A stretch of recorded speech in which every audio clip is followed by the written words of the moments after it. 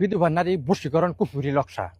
যারা বিধবা নারীকে আপনার আয়তে রাখতে চাইতেছেন, আপনার বসে রাখতে চাইতেছেন, আপনার বাধ্য করে রাখতে চাইতেছেন, বেশি কিছু বাঙ্গাই বললাম না, কথাতে সবকিছু বুঝে নেবেন। কিন্তু কাজটা কিভাবে করবেন, কাজের নিয়মকানুনগুলো আমি আপনাদেরকে বলতেছি। নিয়মকানুন অনুযায়ী সুন্দরভাবে সঠিকভাবে কাজ করবেন। 10 মিনিটে বশীকরণ। কাজটা কিভাবে করবেন, স্ক্রিনে যে লক্ষ্য করেন যে নকশাটা দেখতেছেন, নকশাটা মৃত ব্যক্তির কাপড়ের উপরে এই নকশাটা সুন্দরভাবে অঙ্কন করবেন।